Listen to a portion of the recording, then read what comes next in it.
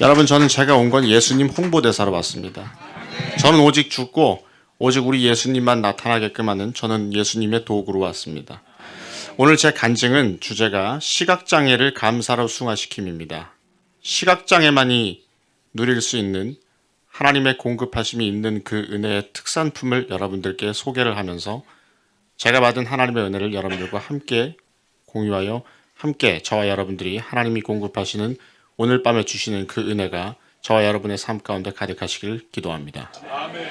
믿는 자들에게는 우리의 신앙을 다시 한번 돌아볼 수 있는, 또 잃어버린 감사가 다시금 회복되어질 수 있는 간증이 되어지길 바라고요. 믿지 아니하는 분들이 혹시라도 온라인이라도 들어오시는 분이 계신다면 제 간증이 예수 복음의 영접의 씨앗이 되는 기여가 되어지는 간증이 되기를 원합니다.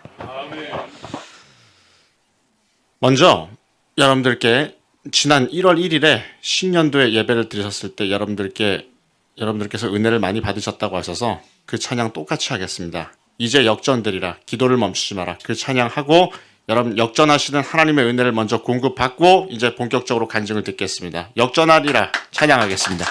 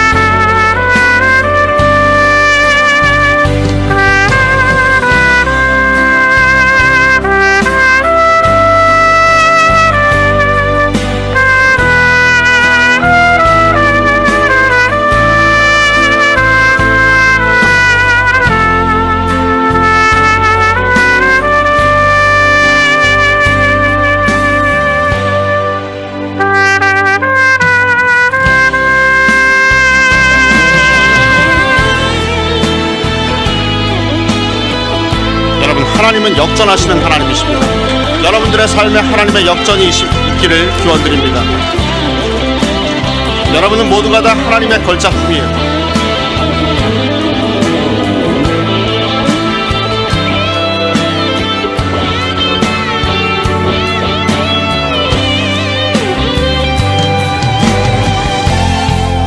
저들의 힘이 날라도 해도 저들의 힘이 내 숨을 조여도 나는 보리라 기도의 능력을 내가 역전시키리라.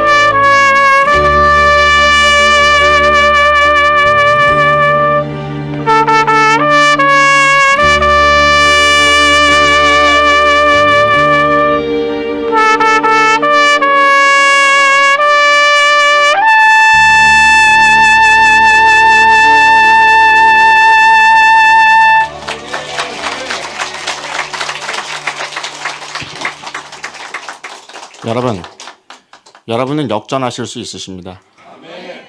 여러분이 어떠한 상황이시든 지금 여러분의 삶이 병마와 싸우고 계시든 어려운 경제적인 여건 때문에 힘이 드시든 하는 일마다 다 내가 원하는 대로 안 되는 그런 상황이시든 여러분은 존재만으로 하나님께 지으심을 받은 피조물이시기 때문에 하나님의 걸작품이심을 늘 기억하시기 바랍니다. 네, 저는 늘 이 마음으로 살아요. 내게 능력 주시는 주님 안에서는 불가능이 없다. 시각장애 때문에가 아니라 시각장애가 된 그 덕분에 그 시각장애라는 연약함을 통하여서 주님께 더욱더 남들보다 기도 한 번을 더 할 수 있는, 정말 쉬지 말고 유일하게 하라고 말씀하신 거는 기도인데 그 기도를 잘 꾸준히 정말 쉬지 않고 말씀 그대로 준행할 수 있게 하신 상황을 허락하여 주심에 진심으로 감사하다는 고백이 늘 제 삶의 내재가 되어 있습니다. 많은 사람들이 저한테 물어보는 게 있어요. 우리 윤석현 형제님은 어떻게 해서 실명이 되게 되셨나요? 저는 그렇게 얘기해요. 어떻게 보면 선천이고 어떻게 보면 후천입니다라고 얘기합니다. 말이 좀 이상하죠? 제가 설명을 해드릴게요. 사실 저는 7달 만에 세상에 태어났습니다. 그래서 3개월 동안 인공 엄마 뱃속이라고 하는 인큐베이터에 있어야 됐었어요. 왜 제가 인큐베이터에 들어가게 됐냐면 저희 어머니가 1992년도에 저를 임신을 하실 당시에 한 지인으로부터 유기농 사과 주스를 먹이면 태아에게 좋다라는 소리를 들으시고 그 지인분이 알려주시는 곳으로 가서 사과 주스를 사러 가시던 도중에 돌뿌리에 걸려 넘어지시는 사고가 발생되셨습니다. 근데 이게 단순 넘어지심이고 단순 타박상이면 얼마나 좋겠습니까? 넘어지시자마자 통증은 극심하셨다고 하셨고 몸조차도 가누지 못해서 주변의 행인의 도움 없이는 일어설 수조차도 없었다고 하십니다. 그 당시 상황에서. 행인분이 보다 못해 119를 부르셨고 인근 병원으로 갔는데 응급실 의사의 진단 결과 아이를 보호하고 있는 양수가 터지는 응급 상황이 발생하셨으니 이 아이를 빨리 제왕절개를 해서 꺼내서 인큐베이터에 집어넣으셔야 됩니다. 라는 판정을 받았습니다.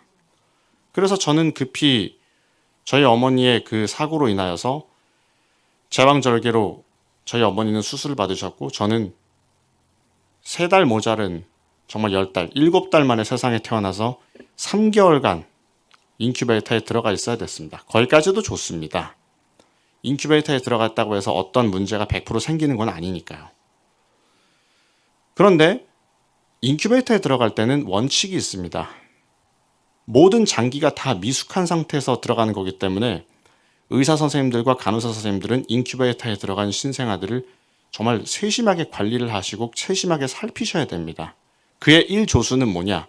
이런 빛에도 노출되면 안 되기 때문에 두 눈을 철저히 안대로 보호를 한 상태에서 안대를 채운 상태에서 인큐베이터에 들어가는 것이 원칙입니다. 그런데 이 안대를 채우는 역할을 하시는 분이 간호사 선생님이신데 간호사 선생님이 그만 실수를 하셔서 제 두 눈을 안대로 채우지 않으신 상태에서 제가 인큐베이터에 들어가는 의료사고로 말미암아 빛에 두 눈이 다 노출이 돼서 시신경과 망막이 다 타고 녹아내려서 미수가 망막증으로 진단받고 실명이 되게 되었습니다.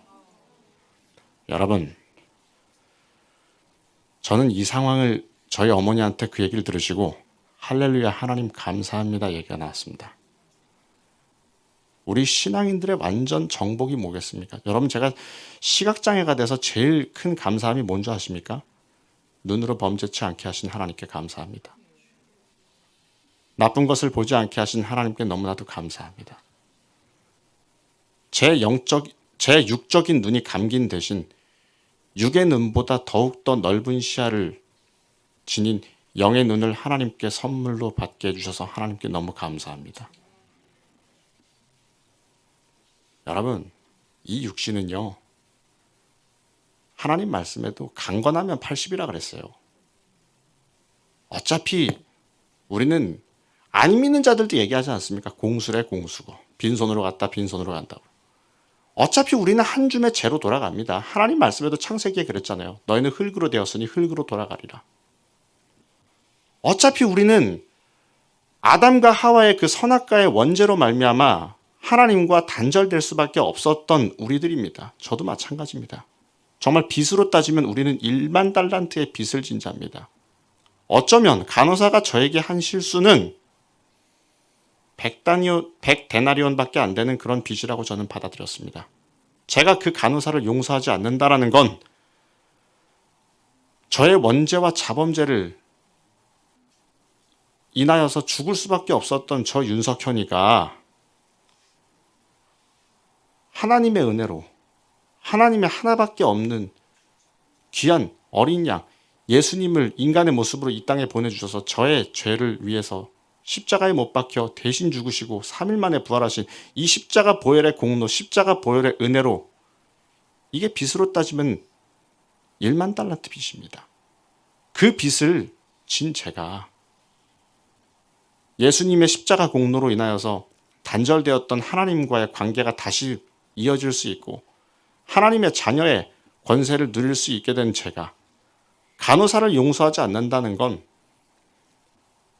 마치 1만 달란트의 빚을 탕감받고서 저에게 빚진 100데나리온에 해당되는 그 빚진 자를 봤을 때 탕감해주지 않고 고발한 그 배은망덕함과 뭐가 다르겠습니까? 어쩌면 그 간호사가 저에게 실수한 그 실수가 그 간호사는 저한테 100데나리온밖에 빚을 지지 않았다고 저는 생각을 합니다.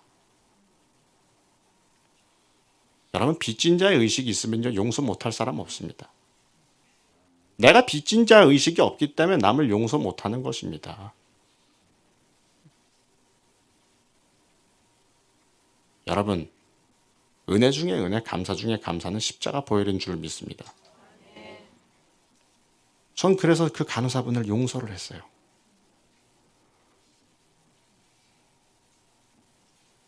또 다른 시각장애가 준 감사가 뭔지 아십니까?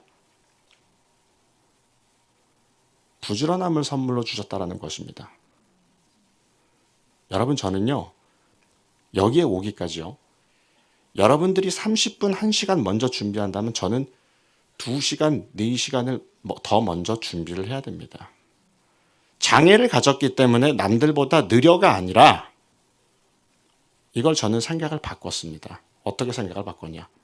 남들이 1시간 먼저 준비하면 나는 2시간, 3시간 더 먼저 준비하리라. 그래서 하나님께 고백을 하였어요. 하나님, 저에게 부지런함을 선물로 주셔서 진심으로 감사합니다. 아까도 제가 우리 담임 목사님과 또 장로님과 여러 부목사님들과도 얘기하면서도 얘기했지만요. 저는 정말 하나부터 열까지 감사투성인 거예요.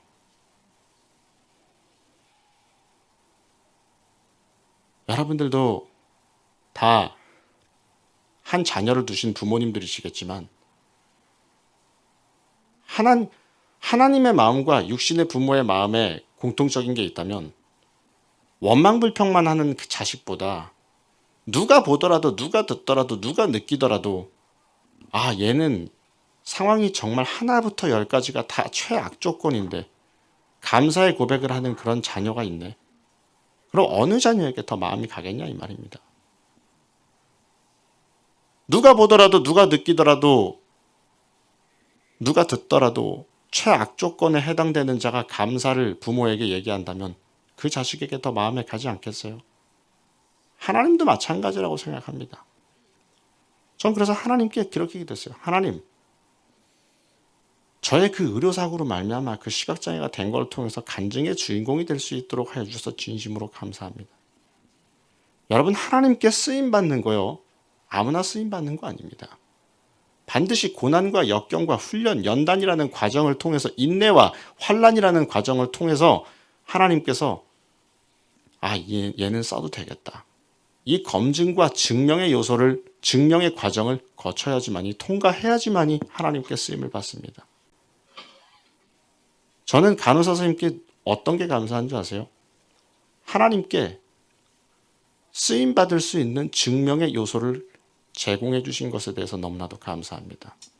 세상적으로 볼 때는 한 인생이 어긋났으며 의료사고이고 돌이킬 수 없는 지경의 잘못이지만 저는 그것을 하나님께 쓰임받는 도구라는 것, 예수님의 홍보대사라는 걸 증명시킬 수 있는, 증명될 수 있는 그 증명의 증표를 주셨다고 생각을 합니다. 또 다른 제가 시각장애가 된 걸 덕분에 얻게 된 그 은혜의 감사의 고백이 뭔지 아십니까? 남들의 시선을 느끼지 않고 제 신앙 제가 잘 지킬 수 있다는 것입니다. 가까운 일례로 제가 일명 아멘 소리가 크잖아요.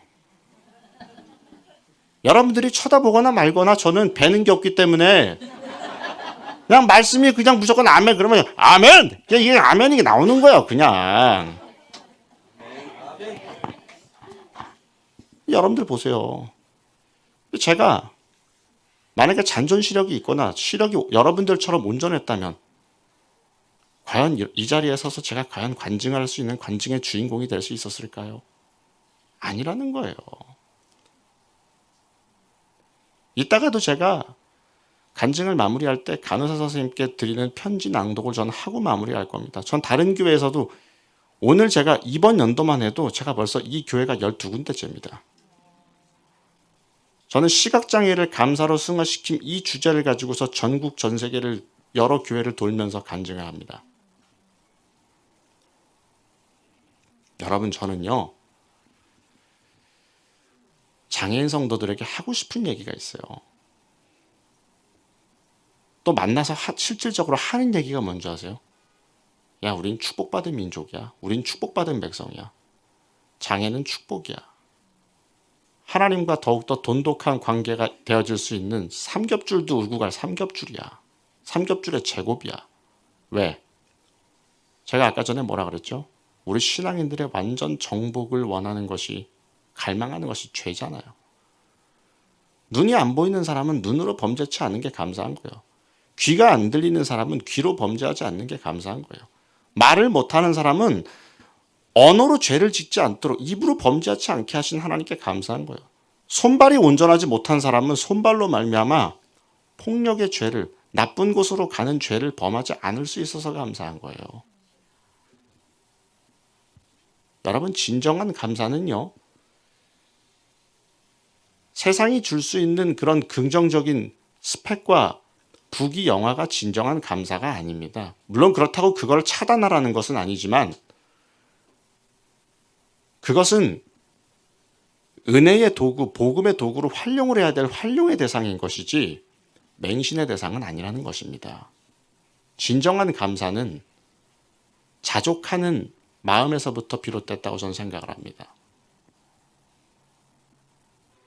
십자가의 보혈의 공로, 성령 충만, 이것만 우리 심령에 잘 못이 박히도록 박혀 있다면 더 이상 바랄 게 없는 겁니다. 저는 그 사실이 온전히 제 것이 됐어요. 그게 너무 감사한 거예요. 또한 제가 시각장애가 된 걸로 인해서 감사한 게 또 뭔지 아십니까? 하나님은 정말 말씀에도 나와 있지만 감당하지 못할 시험은 주시지 않으셨어요. 저 윤석현이가 감당할 수 있는 시험이 의료사고를 통한 시각장애인이 됨이기 때문에 하나님께서는 저에게 시각장애라는 감당할 수 있는 시험을 주신 거예요. 근데 이를 잘 이겨낼 수 있는 방법을 하나님께서는 허락을 하십니다. 여러분, 지금 여러분의 삶 속에서 어떠한 문제가 있으시든 그 문제를 보시지 마시고 그 문제를 통해서 앞으로 하나님이 나에게 하시고자 하실 그 일이 무엇인지를 더 큰 그림을 보시는 여러분들이 되시기 바랍니다. 하나님은 정말 과한 분이 아니에요.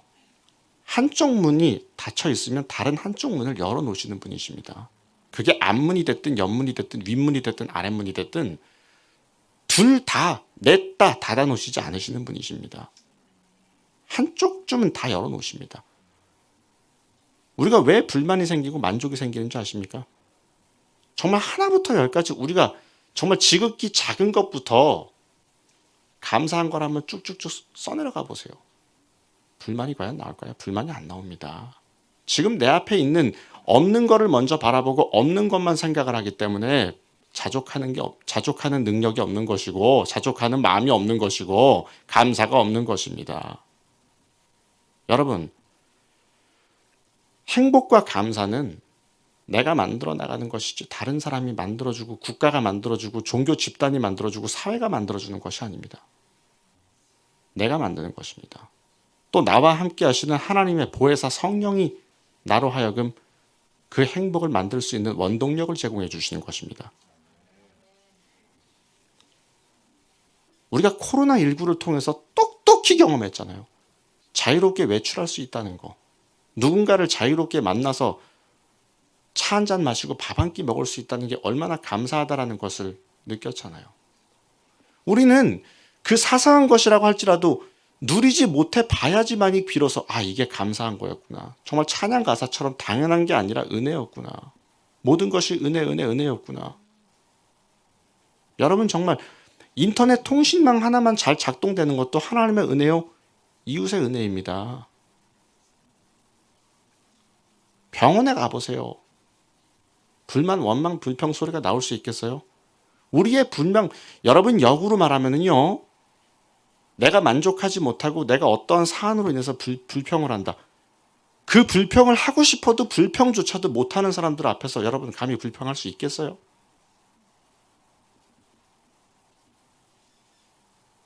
여러분 저는 지금 제가 얘기하는 것이 아닙니다. 제 속에 계신 성령이 저를 도구화 시켜셨기 때문에 제가 지금 성령에 힘입어서 제가 지금 얘기를 하는 것입니다. 불만 불평을 하고 싶어도 그것조차도 못하는 사람들이 있다고요. 역으로 말하면 원망할 불평할 대상이 있다라는 게 감사한 거예요. 소위 말해서 우리끼리 까놓고 얘기해서 뒷담화 깔 때 그때만큼은 우리가 갑이지 않습니까? 우리가 욕을 먹는 쪽이 아니라 우리가 욕을 하는 쪽이잖아요. 역으로 말하면 그게 감사한 거예요. 할렐루야. 그게 감사한 거예요. 그렇게 해서라도 서로가 공감대가 형성을 하면 반 정도는 풀리잖아요.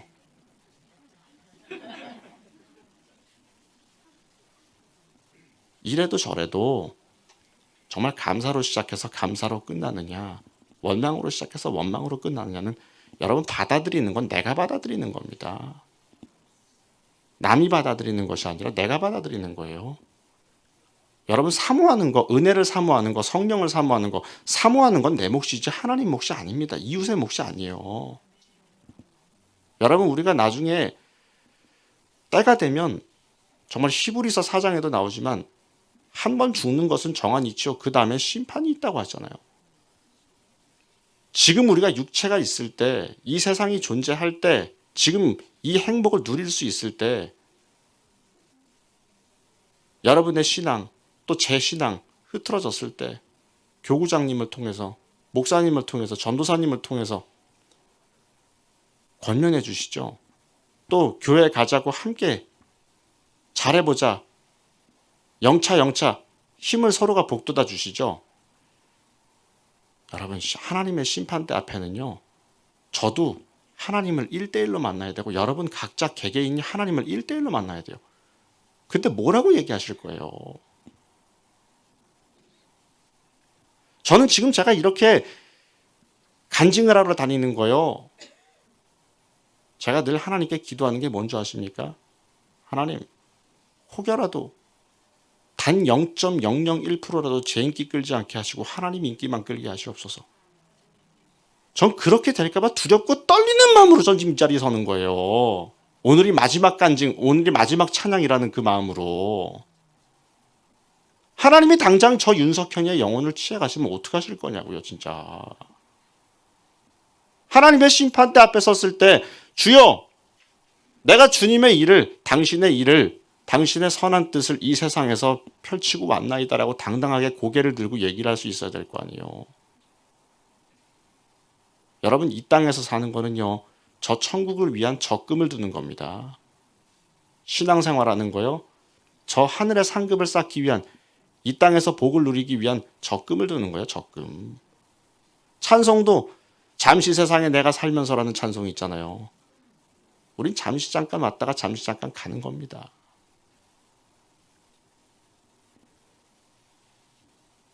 너무 지나친 욕심이 많기 때문에 감사가 없는 것입니다. 저는 제 간증을 듣고 여러분들, 제가 보니까 여기 계신 모든 분들은 평신도 분들은 아니신 것 같아요. 다 5년 이상 10년 이상 다 예수님을 나의 구조로 영접하시고 다 나름 직분이 있으신 분들이신 것 같은데, 정말 제가 진심으로 기도하고 왔어요.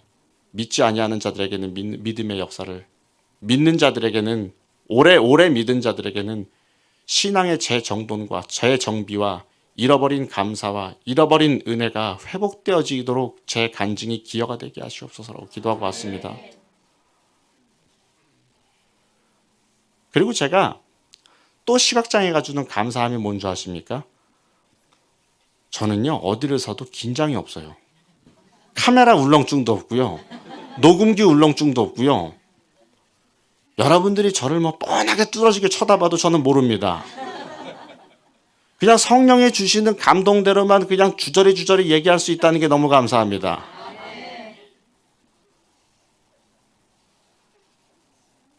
여러분, 이제 찬양 하나 하고 이제 간증마저 이어가도록 하겠습니다. 우리가 우리 된 것은 하나님의 은혜입니다. 그 고백을 하겠습니다. 하나님의 은혜 찬양하겠습니다.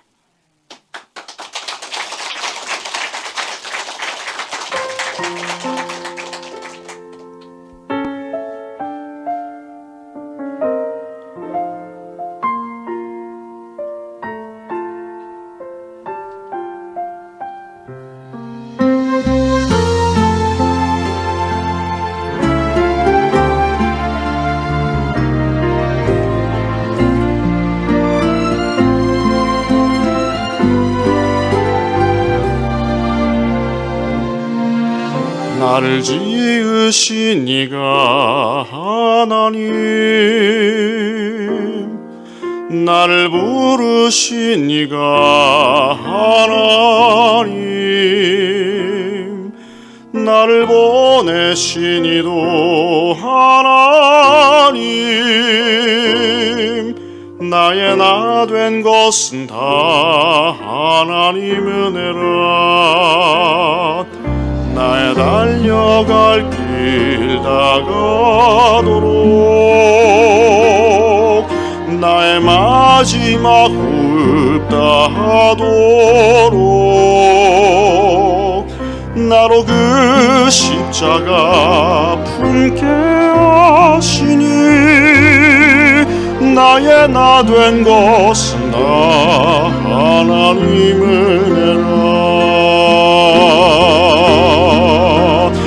한량없는 은혜, 갚을 길 없는 은혜, 내 삶을 애워싸는 하나님의 은혜.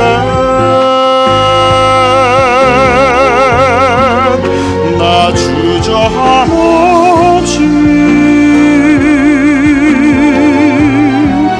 그 땅을 밟은 도 나를 붙드심은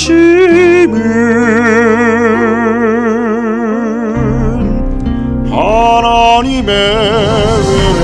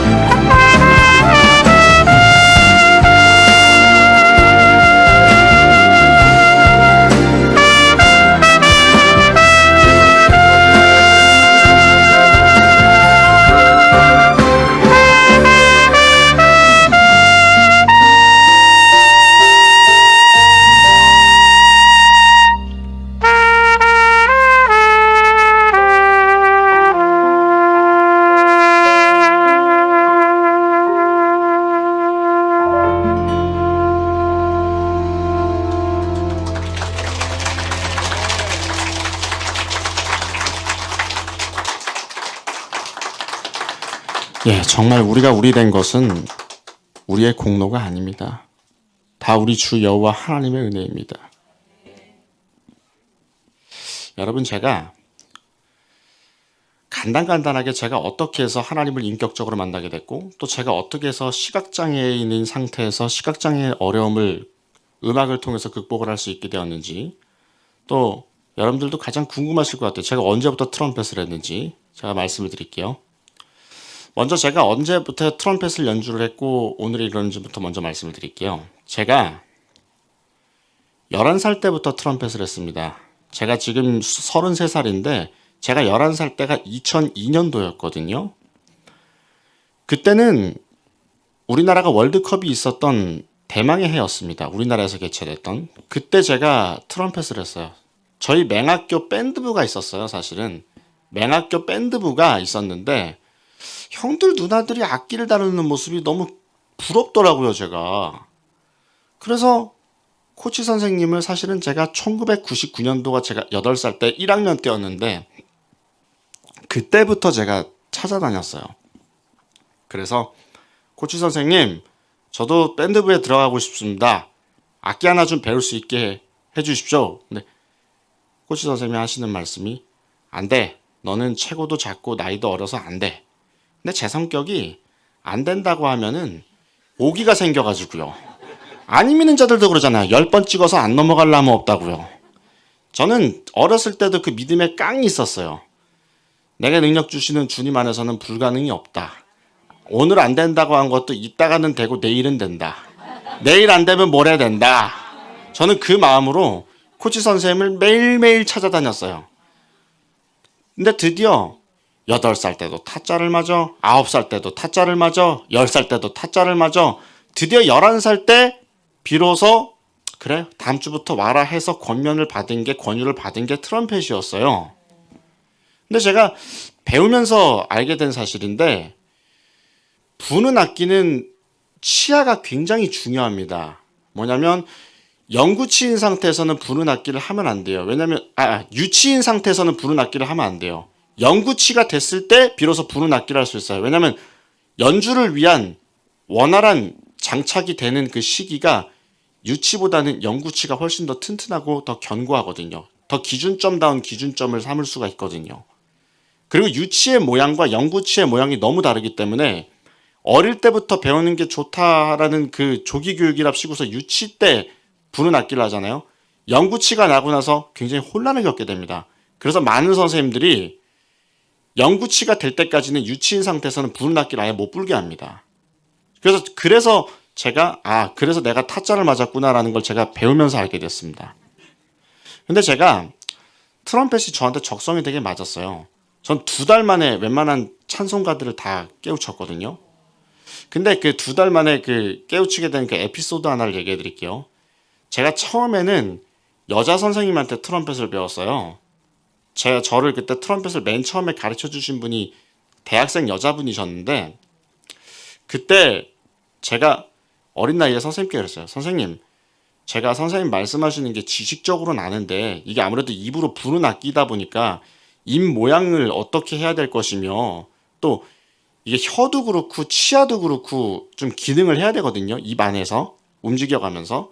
근데 이거를 제가 몰라가지고 선생님 죄송한데 저 맨손으로 선생님 입에 손을 집어넣어서 선생님의 그런 치아와 선생님의 혀를 만져가면서 어떻게 선생님이 혀를 놀리시고 위에 치아와 아래 치아의 대칭을 어떻게 잘 이루시고 일자를 이루시는지를 좀 알 수 있게 해주십시오. 그랬습니다. 근데 이게 여기 혹시 사회복지사로 활동을 하시는 분이나 전공을 하시는 분이나 또 전공을 계획하시는 분이 계실지는 모르겠는데 혹시나 해서 제가 여러분들께 예수님의 마음을 담아서 제가 정말 진심으로 기도하는 마음으로 부탁을 드립니다. 뭐냐면 이런 비슷한 요구가 장애인들을 교육을 시킬 때 해야 될 일이 생기는 상황이 빈번하게 발생이 되는데요. 정말 이거는 성별과 무관합니다. 정말 여러분의 수치심과 여러분의 뻘쭘함과 여러분의 민망함을 정말 예수님의 마음으로 좀 내려놔 주시고 기부해 주시기를 부탁을 드립니다. 이게 민망함의 요소가 아니라 한 명의 장애인을 정말 헬렌 켈러와 설리번 선생님처럼 또는 강용우 박사님처럼, 안드레 보첼리처럼 위대한 장애인을 넘어서 오히려 장애가 있기 때문에 더 비장애인 분들에게 감동을 줄 수 있는 위대한 인재를 탄생을 시킬 수 있는 원동력이요, 옥토의 결실을, 옥토의 경작을 다지는 것이다라고 받아들여 주셨으면 좋겠습니다. 그래서 저는 그 마음으로 선생님께 부탁을 드려서 선생님을 한 달 동안을 제가 설득을 해드렸어요. 선생님의 무한함을 기부해 주십시오. 선생님의 뻘쭘함을 기부해 주십시오. 선생님, 저는 시각장애의 어려움을 딛고서 앞이 안 보이는 가운데에서 트럼펫 연주자로 성공한다는 게 쉽지 않다고 얘기하는데 저는 그 현실의 틀을 깨는 자가 되고 싶습니다. 제가 어릴 때 그렇게 얘기했거든요. 거기에 선생님이 감동을 받으시고 당신의 구강을 내주시더라고요. 저는 그 여선생님의 희생이 있었기 때문에 오늘의 제가 있었습니다. 여러분, 그래서 제가 그게 발판을 삼아가지고 나머지 기술들은 그래도 좀 수월하게 터득을 할 수 있었어요. 그래서 제 이력을 말씀드리자면 저는 2004년도가 제가 13살 때였고 6학년 때였는데 장애학생 직업기능 경진대회에서 음악 분야 트럼펫에서 제가 장려상을 탔고요. 근데 전 그걸로 만족이 안 됐어요. 내가 비록 장애학생 직업기능 경진대회에서는 장려상을 탔지만 내가 비장애인 대회 다음에 나갔을 때는 반드시 내가 1등상을 타서 하나님께도 영광을 돌려보내고 장애인계에도 희망이 되고 또 비장애인 분들에게는 장애인에 대한 편견과 선입견을 깨주는 인식의 전환점을 마련해 주는데 기여하는 삶을 살아야겠다. 그것을 실현해야겠다는 그 마음이 있었어요. 그래서 3년 동안을 열심히 준비해서 2007년도에 CBS에서 개최한 제8회 청소년 음악 콩쿠르에서 하나님의 은혜와 제 노력이 정말 환상의 콤비네이션을 이루어서 트럼펫 분야에서 제가 최초로 1등을 했습니다.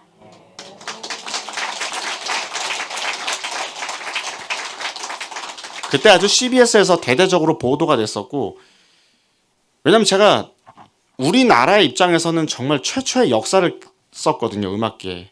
왜냐면 제가 나가기 전에는 어떠한 장애인 음악인들은 장애인 음악 콩쿨과 장애인 음악 단체에서만 활동을 할 수 있었고 장애인 관련된 연주만 할 수 있었지, 그나마 교회나 됐으니까 종교 집단들은 그래도 신의 자비요, 하나님의 자비요 뭐 해가지고 열려 있다고는 하지만 세상에선 정말 그렇게 호락호락하지가 않았거든요.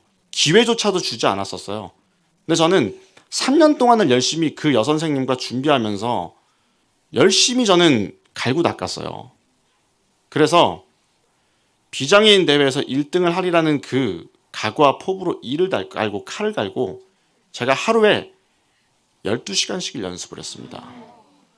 트럼펫을요. 여러분, 습득을 하는 건 나의 몫입니다. 선생님이 해줄 거는요, 이렇게 가는 게 좋지 않겠니, 저렇게 가는 게 좋지 않겠니 하는 안내자요, 가이드자입니다. 그걸 가고 안 가고 배우는 학생 몫입니다.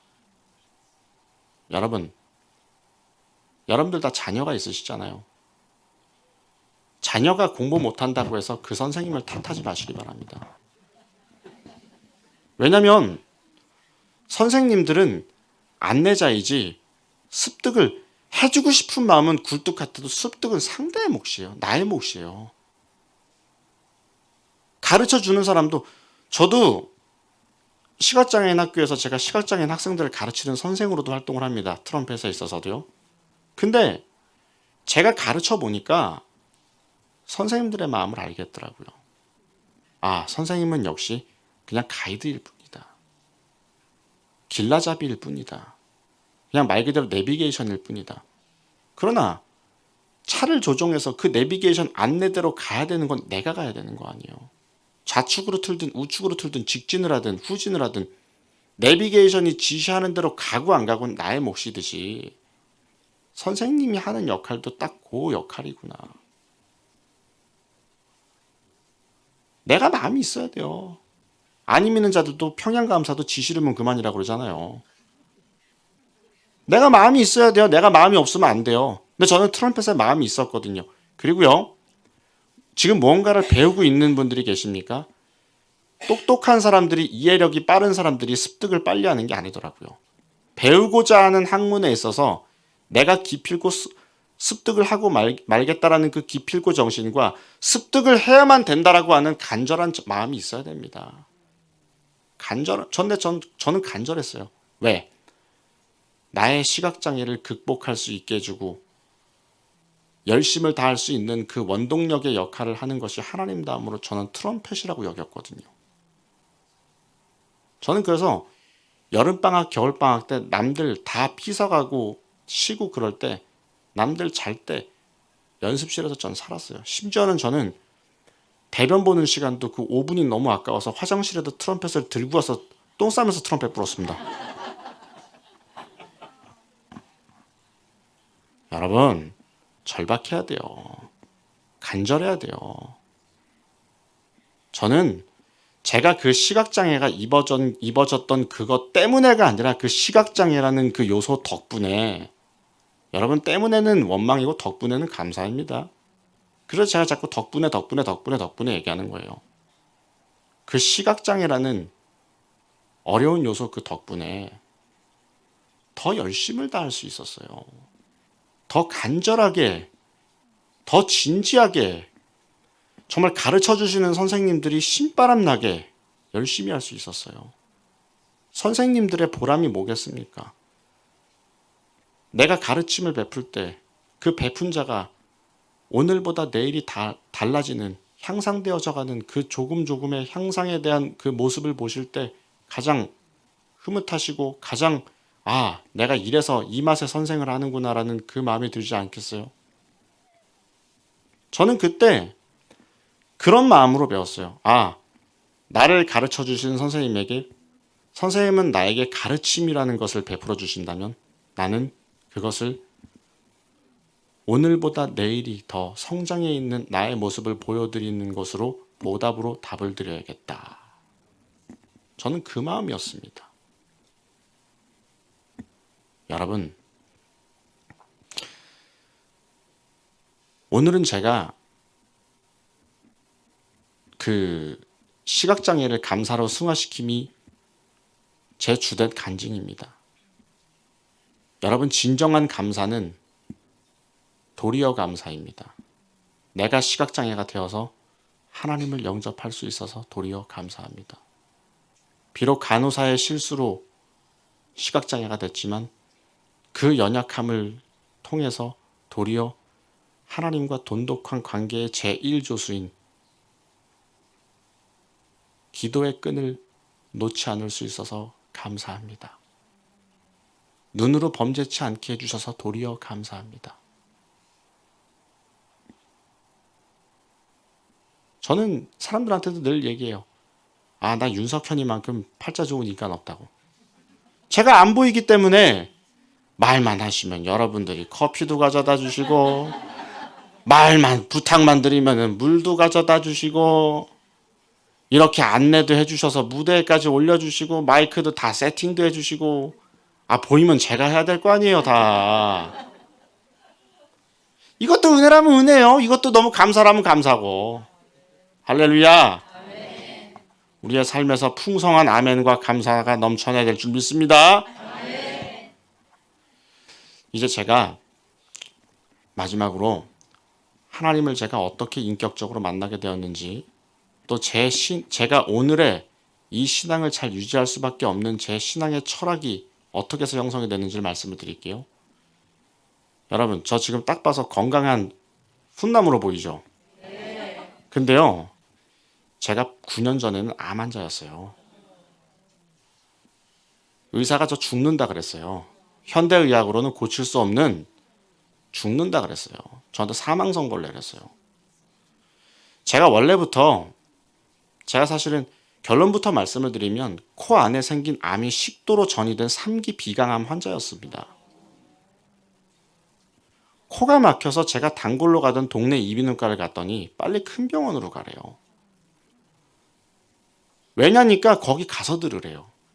그래서 의사 선생님이 의뢰서를 써주셨어요. 그래서 제가 어느 병원으로 갈까 하다가 그래, 대한민국 최고 명문병원이자 국립병원인 서울대병원 본원으로 가자. 그래서 서울대병원으로 가서 예약을 해서 진찰을 받아보니까 의사 선생님이 CT와 MRI를 찍재요. 왜요? 일단 찍고서 결과부터 보고 말씀하시죠. 그러는 거예요. 근데 불안한 거예요, 이게. 난 단순히 코막힘을 치료하러 가는데 큰 병원에 가라고 한 것도 불안해 죽겠는데 왜 CT면 CT, MRI면 MRI지 왜 둘 다 찍자 그럴까? 근데 어쨌든 증상은 나야 되니까 찍었어요.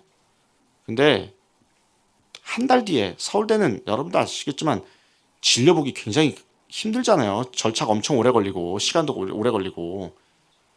그래도 저는 주님의 은혜로 빨리 본 거예요. 한 달 만에 결과가 나왔는데 코 안에 생긴 비강암이 식도로 전이되는 3기입니다. 악성도가 가장 높은 3기인데 현대의학으로는 고칠 수가 없으니 이대로 살다가 삶을 정리하십시오라는 얘기를 2015년도에 들었어요, 제가.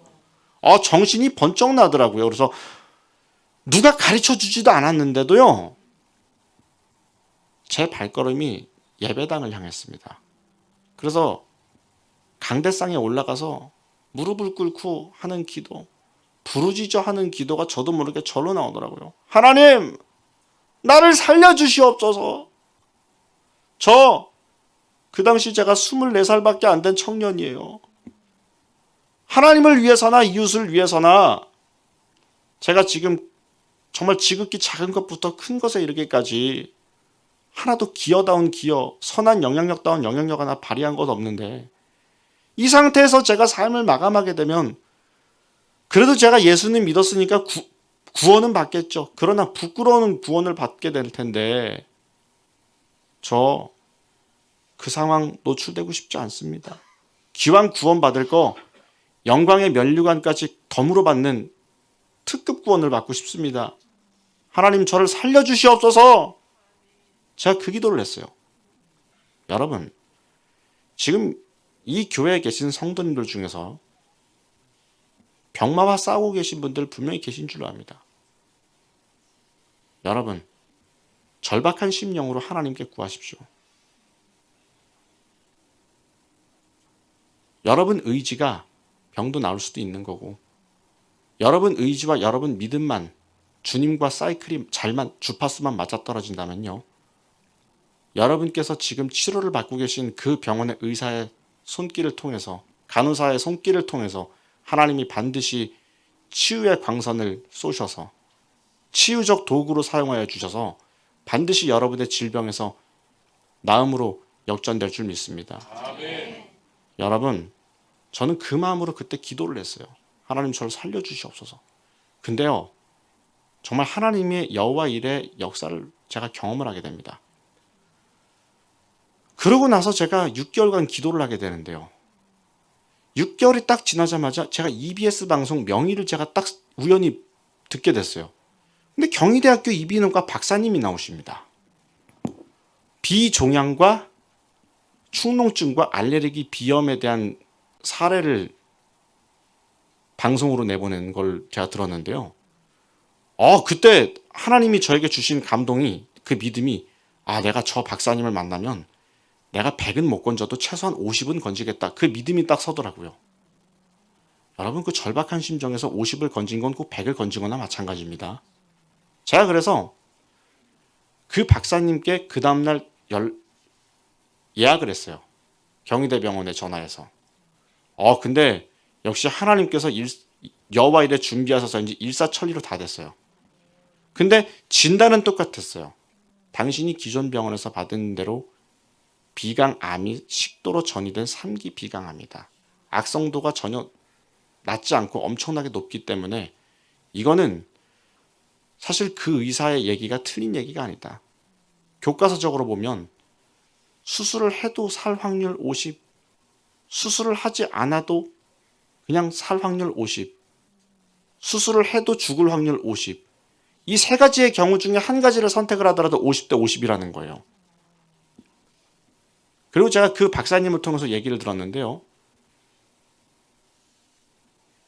정말 정확하게 얘기하면 제 암 자체가 수술을 하기 어려운 암이 아니라 수술을 하고 치료를 하고 이게 수습을 하기까지가 환자는 환자대로, 보호자는 보호자대로, 의사는 의사대로, 또 치료에 보조하는 간호사는 간호사대로 귀찮은 일이래요. 그래서 많은 이비인후과 전문의들이 안 하려고 한대요. 근데 그 박사님은 저 같은 케이스들을 통해서 공격적인 항암 방사선 치료와 수술적인 치료를 동시에 했을 때 암의 정말 생존율이 높다라는 것을 증명하기 위한 공격적인 술식을 통한 치료법을 연구 중이시래요. 그래서 제가 임상 실험을 만약에 그분이 하시는 거에 진행을 하시는 거에 제가 참여를 하게 되면 세 번째 환자가 되는 거래요. 첫 번째 환자는 항암 치료와 수술적인 치료를 받다가 도중에 사망을 했고, 두 번째 환자는 영상학적으로 봤을 때는 굉장히 다 항암 치료, 방사선 치료, 수술 치료 다 잘 됐는데 본인이 만족을 못한 케이스고요. 마지막 세 번째가 되면은 전데 그럼에도 불구하고 하겠냐는 거예요. 그래서 제가 그 교수님한테 그랬어요. 교수님도 저한테 말씀하셨지 않냐고. 이거는 귀찮은 질환이지 어려운 질환이 아니고 50대 50이라고 얘기하지 않았냐고. 근데 저는 그때 너무 감사했어요. 최소한 서울대병원에서 들었던 것처럼 이대로 살다 삶을 정리하라는 얘기는 듣지 않았잖아요. 여러분 생각해보세요. 50대 50이라고 얘기한다면 바꿔 말하면 50이 통하면 살 수 있다라는 거예요. 그 생명을 연장받는 그 주인공이 저 윤석현이가 될지 어떻게 알아요? 그게 됐기 때문에 지금 여러분 앞에서 이렇게 제가 만난 하나님을 전할 수 있는 겁니다.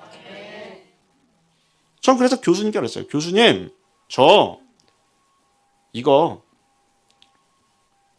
바꿔 말하면 50이 통하면 살 수 있다는 거 아닙니까? 어차피 이래도 죽고 저래도 죽을 거면 뭐라도 해보고 죽겠습니다. 그래서 제가 항암 치료를 열심히 받고 방사선 치료 열심히 받고 수술도 받았어요. 근데 제가 수술을 받기 하루 전날에 하나님께 기도를 했어요. 하나님, 저 내일 수술 받습니다. 마취되는 과정에서부터 수술되는 모든 전반적인 과정과 마무리되는 과정에 있어서 하나님의 영광이 찬란히 빛나는 수술이 되게 하시옵소서. 하나님, 제 목숨을 다시 정말 히스키야와 같이 살려주신다면 온전히 남은 여생 하나님의 영광만을 위해서 전적으로 살겠습니다. 하나님께 다시 이어받은 목숨 하나님만을 위해 살겠습니다. 그래서 그 의미로 하나님께 서원하겠습니다. 하나님, 지금까지는 제가 교회에서 이루어지는 부분에 있어서도 제가 음악적인 것을 사역을 감당했을 때 사역비에 해당되는 사례비를 받았습니다. 그러나 이 다음부터는 교회에서 이루어지는 것만큼은 사례비를 단돈 1원도 받지 않을 것이며 설령 하나님께서 그 교회 측에다가 주신 그 감동에 의해서 저에게 사례비가 지급이 된다고 해도 전액을 하나님께 11조와 감사원금과 구제원금으로 바치겠습니다. 그래서 저는 그 서원한 것을 지금까지 9년째 지키고 있습니다. 여러분, 생각을 해보십시오. 인간이 인간에게 줄 수 있는 가장 큰 은혜의 요소가 뭐겠습니까? 헌혈과 장기기증입니다.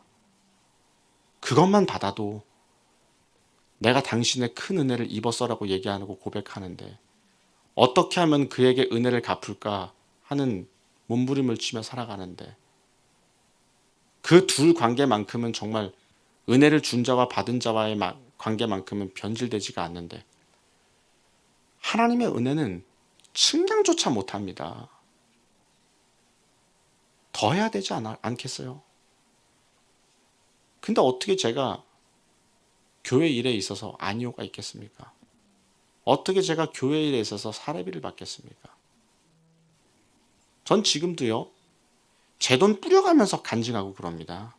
자립대상 교회에 갈 때는요, 제가 헌금을 하고서 그분들에게 필요하다면 식사와 냉난방비까지 제가 지불을 해드리면서 제가 간증을 합니다. 왜? 주님께 받은 은혜가 너무 커서요. 여러분, 제가 주님의 공로가 없으면 전 지금 무덤 속에 들어가 있어야 될 저예요. 납골당에 들어가 있어야 될 저예요. 현대의학이 고치지 못하는 걸 주님이 의사의 손길을 통해서 치유의 광선을 뿜어주셔서 치유의 도구로 사용하셔서 저를 고치셔주셨어요. 그래서 저는 앞으로도 주님의 복음만을 들고 갑니다. 앞으로도 저는 제가 이 암 덕분에 주님을 인격적으로 만났어요. 그동안에는 제가 다니는 수유동에 있는 그 한빛명학교가 제가 나온 그 유치원, 초등학교, 중학교, 고등학교 또 음악 전공과 그 모교였는데요.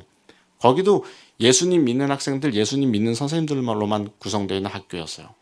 근데 그러다 보니까 그냥 제 환경이 그냥 하나님을 인격적으로 만나건 간에 말건 간에 그냥 신앙생활 자체가 그냥 습관이었어요. 늘 이를 닦듯이, 늘 공부를 하듯이, 잠을 자듯이 그냥 습관이었어요.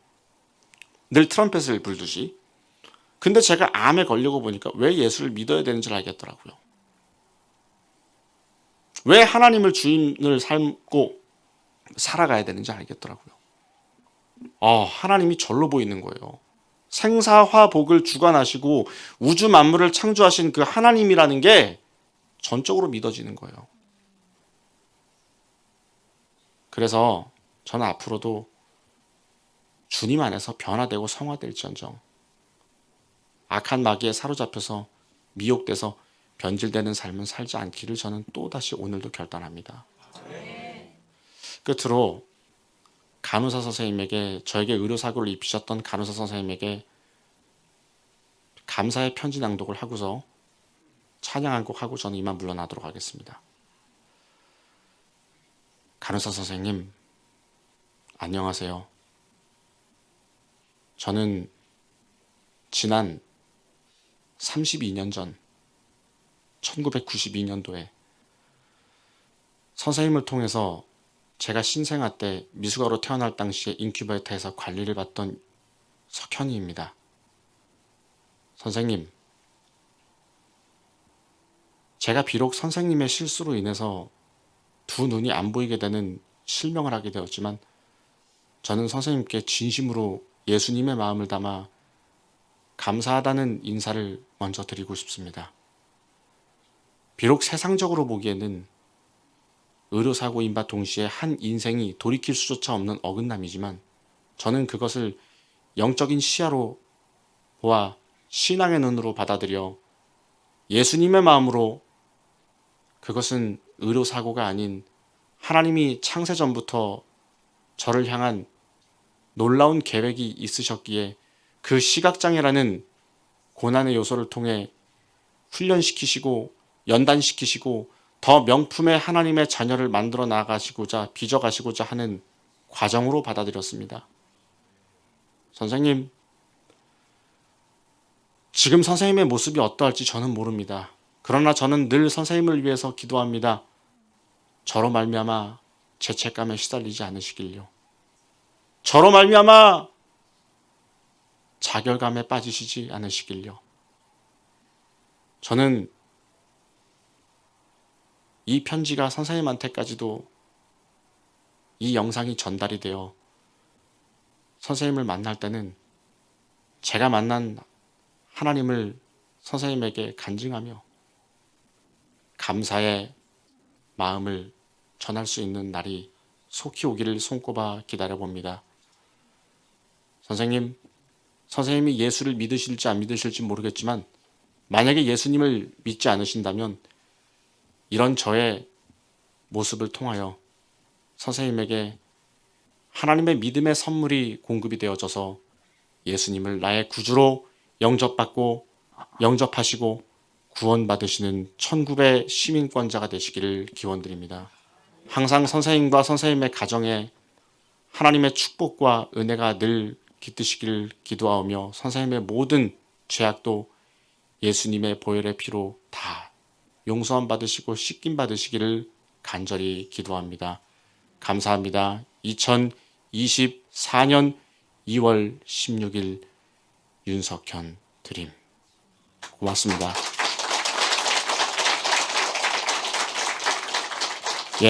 이제 본격적인 제 간증을 마쳤고요. 오늘의 제 간증이 정말 믿지 아니하는 자들에게는 믿음의 역사를, 믿는 여러분들에게는 잃어버린 감사가 회복이 되어지고 내게 주신 받은 복을 세어보고 내 신앙을 점검하고 재정돈할 수 있는 데에 기여가 되어지는 간증이 되었기를 원합니다. 저는 찬양 한 곡 하고 이만 물러가도록 하겠습니다. 우리 모두가 다 세상의 파송자입니다. 세상의 빛과 소금의 역할을 감당할 세상의 파송자입니다. 예수님의 복음이 전해져야 될 곳은 너무나도 많습니다. 저는 험한 산도 괜찮습니다. 바다 끝이라도 괜찮고 아골골짝이라도 괜찮습니다. 오직 주님의 복음 전파를 위해, 주님의 복음을 열방에 실현케 하기 위해 오늘도 내일도 앞으로도 이 목숨이 다하는 그날까지 필요하다면 주님이 원하신다면 제 목숨을 던져서라도 저는 주님의 복음을 담대히 전국 전 세계에 전할 것입니다. 그 각오와 포구가 담긴 찬양의 고백을 하도록 하겠습니다. 사명 찬양하고 저는 이만 물러가도록 하겠습니다. 모든 영광 하나님께 돌립니다. 감사합니다.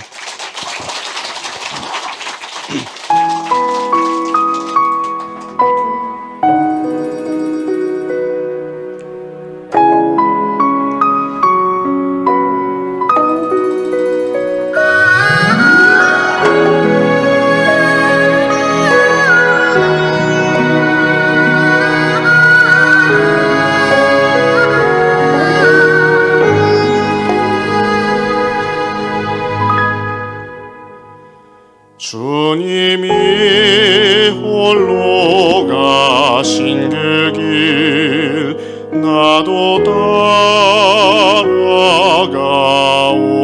따라가오. 모든 물과 피를 흘리신 그 길을 나도 가오. 험한 산도 나는 괜찮소. 바다 끝이라도 나는 괜찮소. 죽어가는 저들을 위해 나를 버리길 바라오. 아버지 나를 보내주고 나는 달려가겠소. 목숨도 아끼지 않겠소. 나를 보내주오.